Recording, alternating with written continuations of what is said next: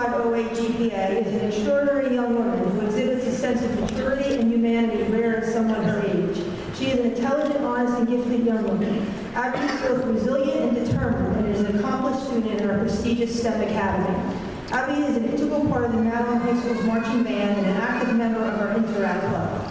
She is a respected member of the school's National Honor Society, Math Honor Society, Science Honor Society, and serves as president of the English Honor Society.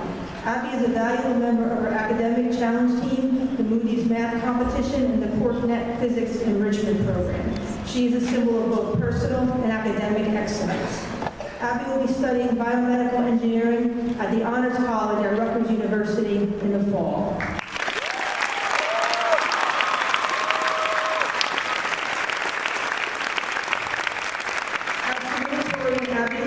Will now present her salutatorian address to the class of 2016.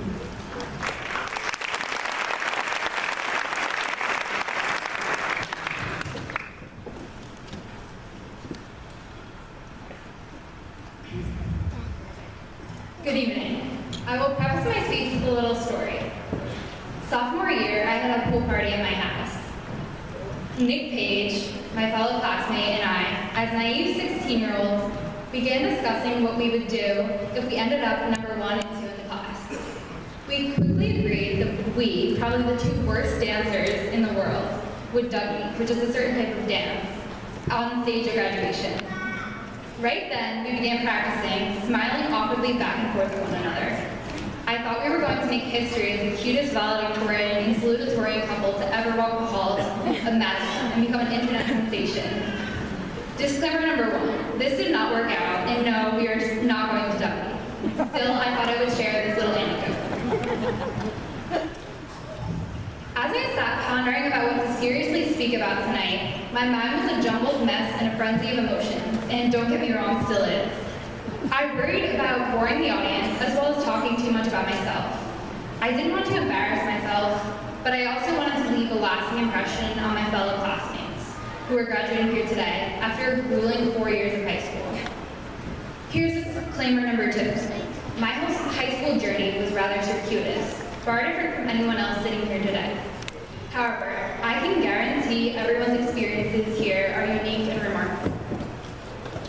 June 3rd, 2012. A 14-year-old girl writes, "I can't do this anymore.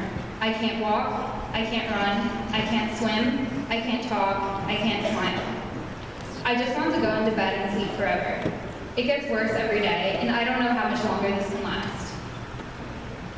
I distinctly remember lying on my bed at my beach house in Maine, sobbing as I struggled to muster up the energy to move the pen across the paper. I had just come back from a restaurant with my family, where one bite of a chicken wrap was enough to send me spiraling into that dark place. Continuing the journal entry, I wrote, "Every time I eat, I want to die. I never thought I'd be one of those girls." Well, now I am, and I understand it's the worst disease to ever get me. Anorexia. I remember feeling like I was worthless and not good enough. The fact that I finished number 2 in my 8th grade graduating class brought me to tears, and not the happy kind. Again, I wasn't good enough. Now, you may be wondering, why is this girl giving these morbid details about her past? Isn't graduation the time to celebrate success in conquering 4 laborious years of high school? Well, in spite of 288 days in a residential treatment facility in Utah, 4 hospitalizations, countless hours of treatment, and 4 years later, I've come out on the other side, and I'm proud to have the honor of standing before Maryland Regional High School's graduating class of 2016 as your salutatorian.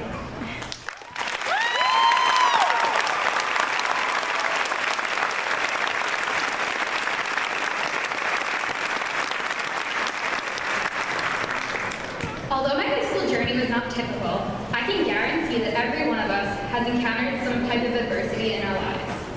It is truly an accomplishment that we have been able to overcome this to have the privilege of receiving our diplomas today. 4 years ago today, if someone were to tell me I would be speaking in front of thousands of people addressing my graduating class, I would have deemed them insane. I was that girl who was asked if I was mute back in middle school. I was also that girl who could not make it to her middle school band concerts because her anxiety got to the point where she was on the brink of passing out. Let's face it, 4 years ago today, a spoonful of yogurt entering my mouth made me not want to be alive. But the fact is, I am standing here today. I am alive, and I have earned the spot of salutatorian of my senior class. I would like my experience to act as an example to others who believe that something is impossible. Life is far from perfect. My grades are far from perfect. The amount of concepts I have failed to understand at first in high school is innumerable. This speech is definitely imperfect. Life, however, is not about perfection. It is about accepting the flaws within and around oneself and reveling in their beauty. Each and every student graduating tonight has the potential to impact the world, no matter if it is internally or externally. Of course, my success in achieving this honor has not been done single-handedly. First off, I'd like to thank all the Board of Education members and teachers here with us tonight.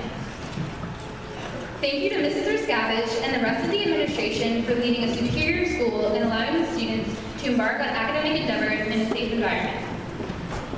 I want to lend a special thank you to my teachers, Dr. Kaplan and Dr. Jackman, for inspiring me to pursue my dreams in science and mathematics while always supporting me throughout my journey. Also, shout out to Mr. Hensel for leading the band program to astronomical heights this year, and to the rest of the band for acting as a huge family who can create melodious music. My standing up here right now is largely in part due to the encouragement of Mrs. Ninger, who could not make it here tonight, but she has been an amazing mentor throughout high school, always ensuring me that things would work out in the end.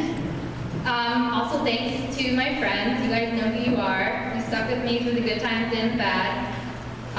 Lastly, of course, my loving and supporting family, and in particular, my grandmother, who is still as sharp as a tack and claims I get my brains from her. So, I would like to conclude with a quote from one of the most influential people in my life. As all my friends could have guessed, Lynn Gunn, who is a singer. You don't have to worry about people's expectations as long as you're doing what you want to do, and as long as it's genuine and true and you're proud of it. Everyone in this room deserves to be proud of themselves, no matter others' judgment. Therefore, here's to Madeline Regional High School's class of 2016.